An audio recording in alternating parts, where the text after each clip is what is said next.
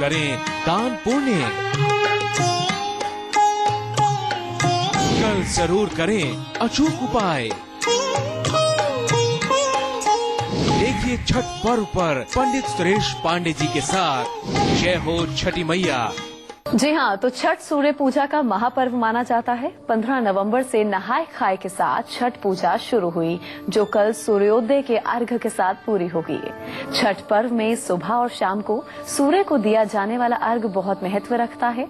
छठ पर्व पर की जाने वाली उपासना से हमें क्या लाभ मिलता है, सबसे पहले पंडित सुरेश पांडे जी हमें यही बताएंगे। जी पंडित जी। देखिए, सनातन संस्कृति की बात अगर आप करें, सनातन धर्म की बात करें, तो सनातन धर्म में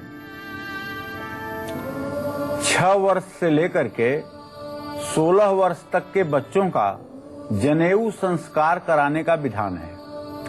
और जनेऊ संस्कार कराते ही बच्चा ब्रह्मचारी के रूप में हो जाता है और उसे नित्य कर्म में सूर्य की आराधना और गायत्री का जप करने का उपदेश दिया जाता है।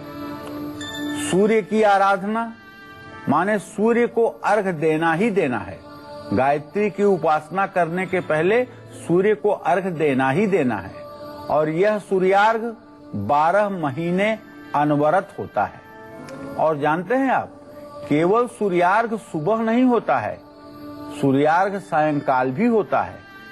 जो लोग प्रातः संध्या और सायं संध्या, सुबह और शाम दोनों समय संध्या वंदन करते हैं, वो प्रातः काल और सूर्यास्त के समय भी सूर्य को अर्घ देते हैं।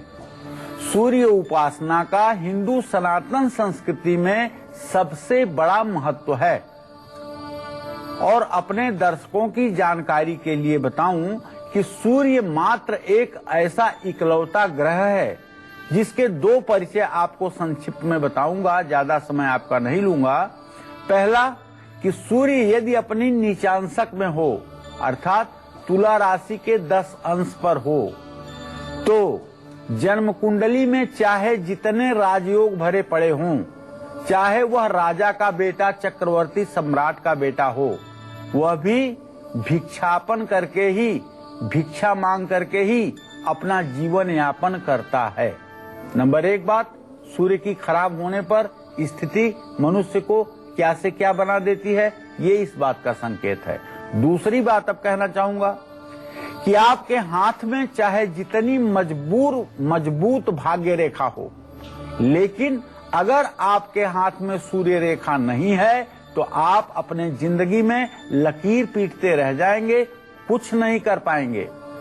इसी तरह से यदि आपके हाथ में भाग्य रेखा बिल्कुल न हो और सूर्य पर्वत उभरा हुआ हो और सूर्य रेखा लंबी हो और हृदय रेखा को तोड़ती हुई नीचे की तरफ बढ़ी हुई हो, तो आपको जिंदगी में सारे सुख मिलेंगे, दुनिया की कोई ताकत नहीं रोक पाएगी।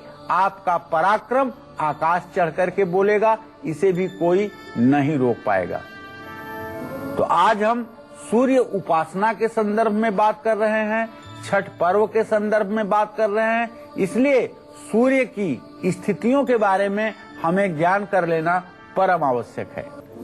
अगर जन्म कुंडली में सूर्य की स्थिति कमजोर है तो उसका जीवन भर भाग्य डावाडोल रहता है, ये मेरे कहने का आशय है।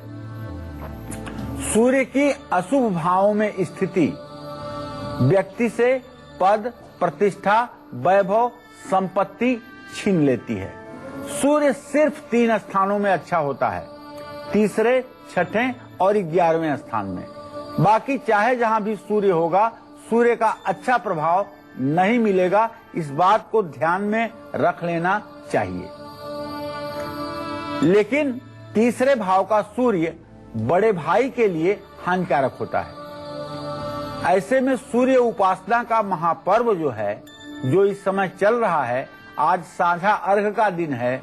नहाय खाए से शुरू हुआ यह पर्व, कल खरना थी, आज साझा अर्घ है और कल समाप्ति का अर्घ होगा और कल सूर्य षष्ठी व्रत का पालना भी होगी। तो कल छठ का आखिरी दिन होगा, कल सप्तमी होगी, तो 18 नवंबर को सूर्य उपासना जरूर करना है और सभी लोगों को करना है, पूरे भारतवासियों को करना चाहिए। कल छठ की पारणा में सूर्य उपासना करने से हर मनोकामना पूरी होगी। भविष्य पुराण के अनुसार हर रोज श्रद्धा और आस्था से सूर्य पूजा के अशुभ प्रभाव से व्यक्ति कई शक्तियों और गुणों का स्वामी बन जाता है। सूर्य भक्त अद्भुत सहनशीलता पाकर के हर प्रकार के मानसिक, शारीरिक और व्यवहारिक परेशानी पर विजय प्राप्त करता है। सूर्य भक्त निर्भय और वीर बनकर के, नीति और ज्ञान संपन्न बनकर के इस देश की सेवा करता है। सूर्य उपासना सेवाभावी और परोपकारी बनाती है। सूर्य उपासना करने वाला विद्वान होता है, सारगर्भित होता है, गंभीर होता है, बुद्धिमान होता है और उसकी वाणी में अद्भुत प्रभाव देखा जाता है। सूर्य उपासना करने वाला व्यक्ति पवित्र आचरण का व्यक्ति होता है और साथ ही खुशमिजाज होता है। सूर्य भक्त अहंकार, क्रोध, लालच, कामना, कपट और बुरे विचारों को भी अपने से दूर रखता है। ये सारे बुरे विचार उसे प्रभावित नहीं करते हैं। तो सूर्य की उपासना तो भारतीय संस्कृति के रोम रोम में बसी हुई है। मैंने इस बात की चर्चा इसलिए की कि जब बालक का 6 वर्ष में जनेऊ हो जाता है तो सबसे पहले उसे सूर्य को अर्घ देना ही सिखाया जाता है। ओम ब्रह्म स्वरूपिणे सूर्यदेवाय नमः, ये कहते हुए वो सूर्योदय के समय स्नान करके 3 बार सूर्य को अर्घ देता है और उसके बाद वेद माता गायत्री के मंत्रों का जप करता है और उसके बाद वो अपने विद्याध्ययन के कार्य में लगता है, जिससे वह तेजस्वी होकर के ज्ञान का सागर बनता है और समाज का दिशा निर्देश करने के लायक बनता है। यह क्रम नित्य और प्रातः और सायं का है। सिर्फ छठ पूजा पर ही सूर्य की उपासना नहीं, सूर्य की उपासना 365 दिन प्रातः सायं आवश्यक है। जो लोग प्रातः संध्या और सायं संध्या करते हैं, निश्चित रूप से ऐसे लोग देवात्मा और पुण्यात्मा होते हैं। हमारे शास्त्रों में तो यहाँ तक कहा गया है कि जो ब्राह्मण संध्या नहीं करता है, अर्थात गायत्री का जप नहीं करता है, सूर्य को अर्घ नहीं देता है, ऐसे ब्राह्मण का दर्शन करना और प्रणाम करना भी दोष लगाता है। तो ऐसे में मैं अपने सभी दर्शकों को कहना चाहूंगा कि सूर्य उपासना के प्रति अपने मन को मजबूत कीजिए और सूर्य की उपासना के लिए तैयार होइए। तो कल छठ की पारणा है। सूर्योदय के अर्घ के साथ महिलाएं छठ का अपना व्रत पूरा करेंगी। तो ऐसे में कल सूर्य को अर्घ कैसे दें जिससे घर में सुख शांति और समृद्धि आए, पंडित जी से हम जानते हैं। जी पंडित जी। देखिए, थोड़ी सी बात सूर्य के ही विषय में। जिन लोगों की जन्म कुंडली में सूर्य नीच राशि की स्थिति में हो, सूर्य नीच राशि की स्थिति में मतलब कहने का ये कि 14 अक्टूबर से 15 नवंबर तक जिन लोगों का जन्म होगा वो लगभग नीच राशि के सूर्य में ही पैदा होंगे। तो ऐसे में एक बात बड़ी स्पष्ट होती है कि सूर्य जब 10 डिग्री पर होगा, यानी 22 या 23 अक्टूबर को, तो अपने परम नीचांशक पर होगा।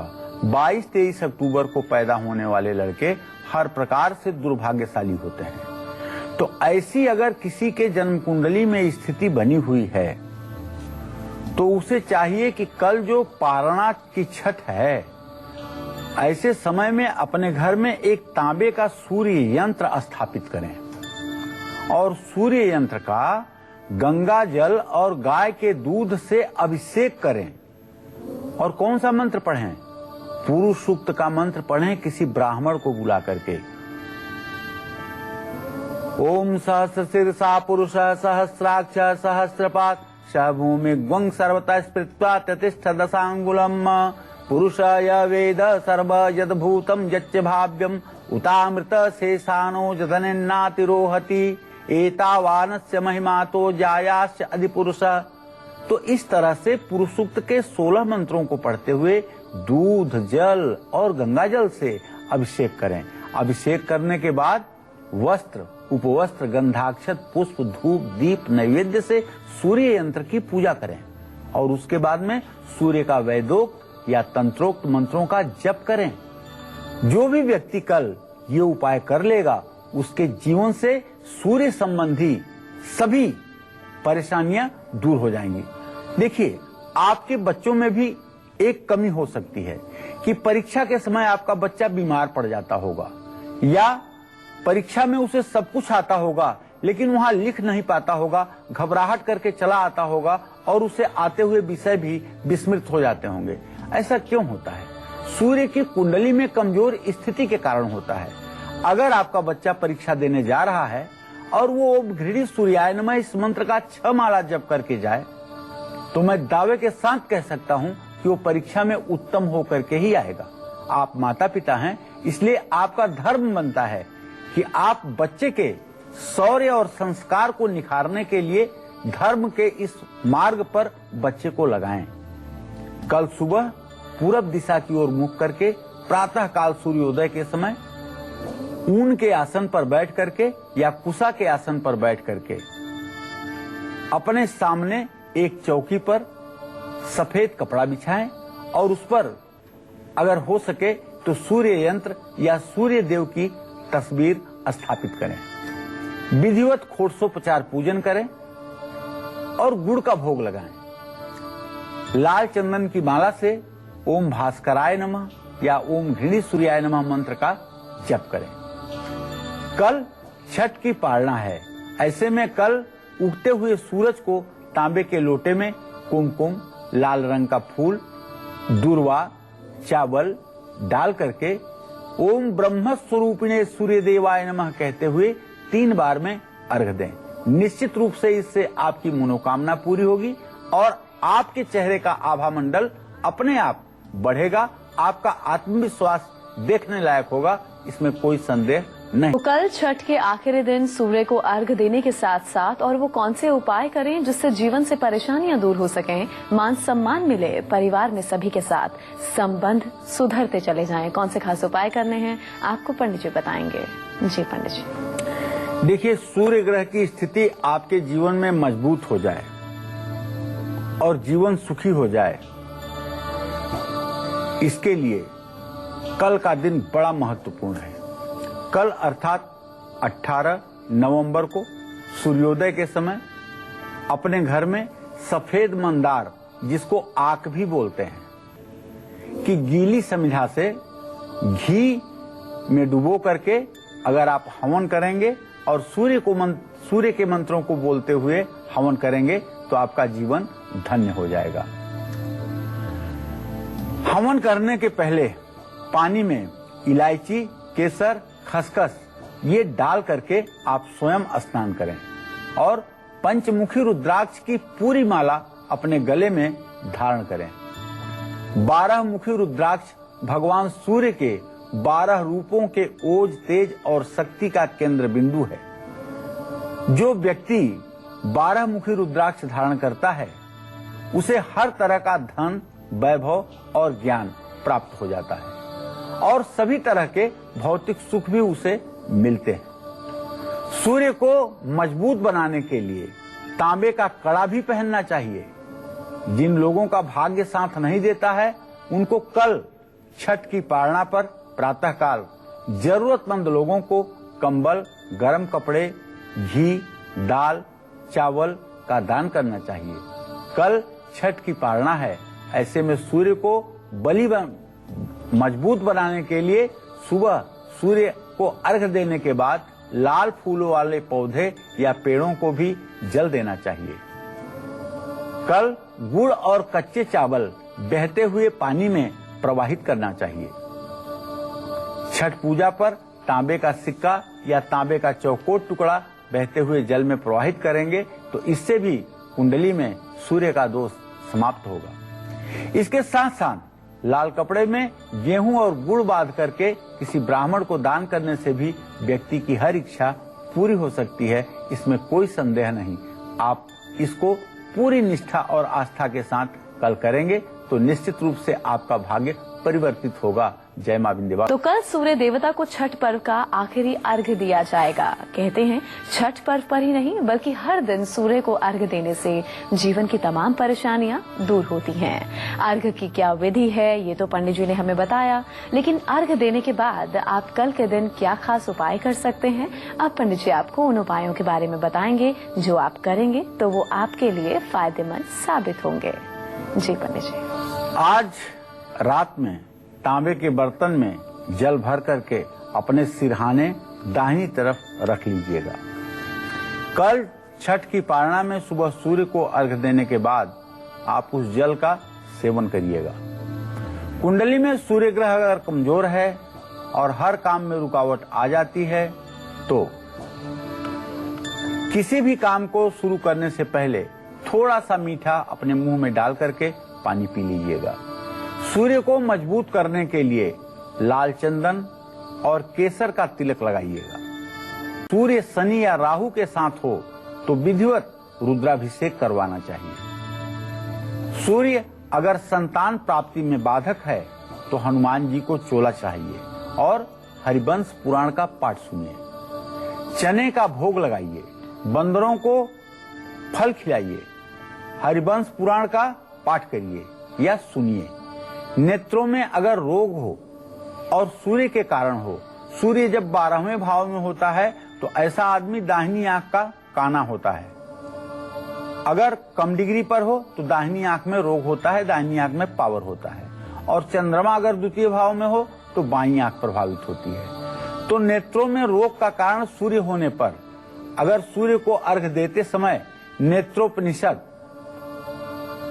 का पाठ किया जाए। नेत्रोपनिषद को कहते हैं चाक्षुषी विद्या, नित्य कर्म पूजा प्रकाश में ये आपको मिल जाएगा। अगर आपके बच्चे को आंख से संबंधित कोई बीमारी है या आपको आंख से संबंधित कोई बीमारी है और जिससे आप परेशान हैं, आंखों में पानी आना बंद हो गया है, आंसू आना बंद हो गया है, सूख गई हैं आपके आंख में पानी आने वाली नसें, तो घबराइए मत।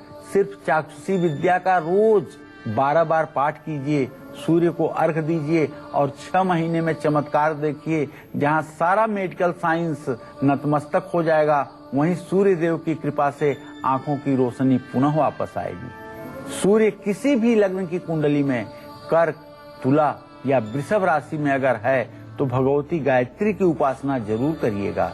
गायत्री मंत्र का जप वरदान साबित होगा। कल छठ की पारणा में ऐसे में सूर्य ग्रह की कृपा पाने के लिए सूर्य अर्घ देने के बाद किसी भी मंदिर में तांबे का दीपक जलाइएगा। इससे कार्य क्षेत्र में आने वाली रुकावट दूर होगी।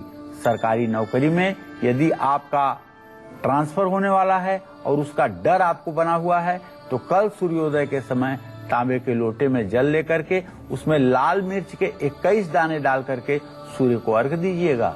अगर धन भाव में सूर्य समस्या दे रहा है तो नदी में गुड़ बहाइएगा, निश्चित रूप से इसका लाभ मिलेगा। धन के स्थान में जब सूर्य होता है और मृत्यु के स्थान में जब शनि होता है, शनि की पूरी दृष्टि जब सूर्य के ऊपर पड़ती है तो ऐसा जातक कुबेर का बेटा भी अगर हो जाए तो भी वो कभी 10 रुपया जोड़ नहीं पाता है। ये मैंने अनुभव में देखा है। तो इसका उपाय अगर कुछ है दुनिया में तो वो है सिर्फ और सिर्फ सूर्य की उपासना। और वो सूर्य की उपासना गायत्री मंत्र के द्वारा की जा सकती है, सूर्य को अर्घ दे करके की जाती है और सूर्य के वैदिक मंत्रों का जप करके की जा सकती है।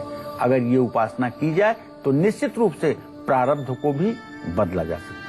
अगर किसी के परिवार में कोई परेशानी है, नौकरी या कारोबार की स्थिति अच्छी नहीं है, पैसों की तंगी परेशानियों को और ज्यादा बढ़ाती जा रही है, तो ऐसे में कल छठ पर्व के आखिरी दिन सूर्य को अर्घ्य देने के बाद क्या कुछ खास उपाय आपको करने चाहिए ताकि जीवन में आ रही सारी परेशानियां, आर्थिक तंगी दूर होती जाए, आपको निजात मिले? कौन से खास उपाय करने हैं पंडित जी बताएंगे। जी पंडित जी। देखिए, परिवार का कल्याण हो, हर परेशानी दूर हो, इसके लिए कल सुबह सूर्य को अर्घ देने के बाद पीली सरसों एक मुट्ठी में ले लीजिए और सूर्य को देखते हुए अपने हाथ ऊपर उठाइए और परिवार के कल्याण की कामना करिए।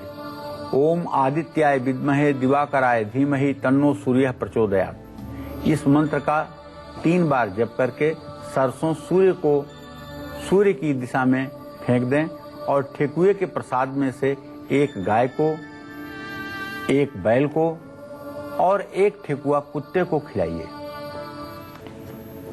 ये ठेकुआ छठ पर्व पर विशेष रूप से बनाया जाता है। सूर्य ग्रह की कृपा परिवार के ऊपर बनी रहे, बच्चों की तरक्की हो, नौकरी और कारोबार में उन्नति हो, इसके लिए कल सुबह सूर्य को अर्घ देने से पहले ओम कंकामेश्वरी अन्नपूर्णा दिव्ये नमः या अन्नपूर्णे सदापूर्णे शंकर प्राण वल्लभे ज्ञान वैराग्य में देहि भिक्षाम देहि च पार्वती, इस मंत्र का भी जप किया जा सकता है। पितृदोष हो चाहे आपके ऊपर और चाहे राहु केतु का दोष हो आपके ऊपर, चाहे तथाकथित काल सर्प दोष हो। वैसे मैं काल सर्प दोष को नहीं मानता हूँ, ये योग ज्योतिष का योग नहीं है, लेकिन अगर आप मानते हो तो कोई बात नहीं। उससे भी निजात पाने के लिए, शनि दोष से मुक्ति के लिए कल पूजा सामग्री में लौंग के 7 जोड़े रखिएगा और ओम संग सनश्चराय नमः मंत्र का जप करिएगा। एक एक जोड़ा लौंग अपने सूप में रख लीजिएगा और इसको जल में विसर्जित कर दीजिएगा। सारी परेशानियां छूमंतर हो जाएंगी। कहते हैं छठ पूजा करने से संतान का सुख मिलता है, बच्चों का साथ मिलता है, उनका सहयोग मिलता है। तो ऐसे में जिन लोगों के जीवन में संतान सुख नहीं है या सेहत अच्छी नहीं रहती है, उनको कल सूर्य को अर्घ्य देने के बाद कौन से खास उपाय करने हैं, आपको पंडित जी बताएंगे। जी पंडित जी बताइए। देखिए, संतान सुख के लिए ज्योतिष शास्त्र में कहा गया है कि छठी मैया की उपासना करनी चाहिए। छठी मैया क्या है? ओम ह्रीम षष्ठी देव्यै नमः। इसी मंत्र का जब बताया जाता है जिन लोगों को संतान चाहिए। ओम ह्रीम षष्ठी देव्यै नमः। तो छठ पर्व का सूर्य के साथ संबंध होने के कारण यह विशेष रूप से संतान कारक बन जाता है। तो संतान सुख के लिए, बच्चों की सेहत के लिए और उनके दीर्घायु जीवन के लिए छठी मैया के सामने मिट्टी के 7 दीपक में तेल डाल करके जलाइए और हाथ जोड़ करके ओम शिव दुर्गाय नमः इस मंत्र का या ओम ह्रीम षष्ठी देव्यै नमः इस मंत्र का 7 बार जप करिए। इससे अकाल मृत्यु का भय दूर होगा और घर पर कोई तनाव हावी नहीं होगा, ये मेरा विश्वास है।